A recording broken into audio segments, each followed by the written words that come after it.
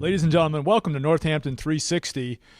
This episode at our new studio here, brought to us by St. Luke's Sport Medicine. This week's guest, Coach Brennan McCarthy of the men's basketball team. Coach, welcome to Northampton 360. Let's talk a little hoops. Coming off a big win last night, you guys were up in Nanticoke, Pennsylvania, playing Luzerne County Community College. A big 102-49 victory. Little recap of that game for us, if you could.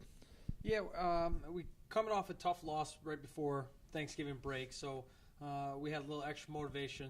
But I was really happy and proud of how our guys played defensively, and especially in games where you have lopsided victories, it's easy to not hold on to the defensive side for the whole 40 minutes. I think we did that. We had great ball pressure. We had great help side rotation. Guys rebounded the ball. We had guys step in off the bench and continue to play well and have a strong defensive mindset.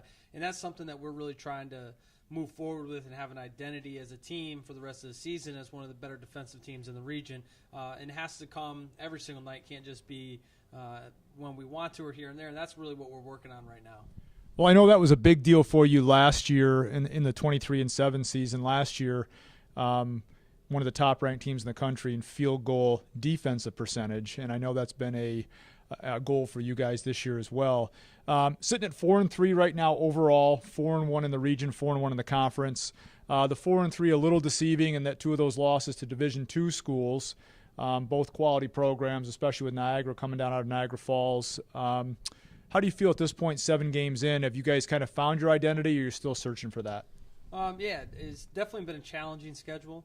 We've tested ourselves, so I'm happy about that. I'm happy where we are. We're still trying to figure out who we're going to be. Obviously, we're not the team we were last year. We have a lot of new pieces. We have a lot of freshmen that are playing. Last year, we had the same thing, but we didn't have the sophomore freshman mix that we have this year. So I think we're getting there. We're going to really find our stride here going into December. We have all home games in the month of December, so that's going to get, we'll get comfortable, and hopefully we'll start taking steps in the right direction.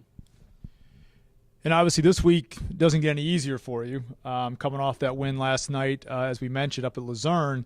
But tomorrow night, Thursday, set to travel down to Lincroft, New Jersey to face the defending national champs, Brookdale Community College, who you had that epic semifinal game with here in the Final Four last year. And, of course, the Jersey Blues are off to another good season. I believe they're 3-1 at this point right now, coming off a big win over Bergen last night. And then come home from that, and as you said, start that home stretch. But then you have Harrisburg in here. And, Harrisburg off to a real good start this year at 5-0 overall and 4-0 in the region. And so it doesn't get any easier. I mean, what's any telltale signs or anything you've seen on those two programs going into the rest of this week? Yeah, I mean, Brookdale is a completely revamped roster from last year.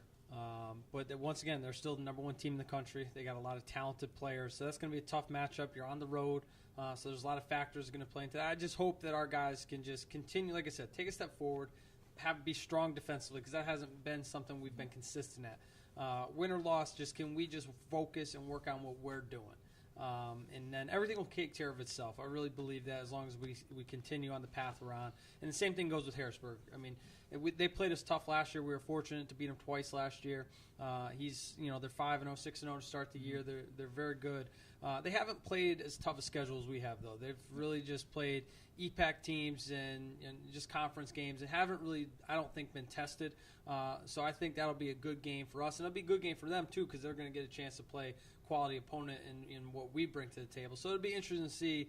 This is definitely a big week for us, though. This is something we've been marked, and not to look too far forward, then you have Camden on the back end, which can be a perennial Final Four team in the region. You got that one shortly next week after that. So it's going to be a fun challenge. I think this year having sophomores like Elijah Barrett and Jay Davis and Tyrese Stewart, who have played in big games like this before and played last year as freshmen, that's the biggest difference from last year to this year. Is we have the guys that have been there before that can help lead our freshmen moving forward.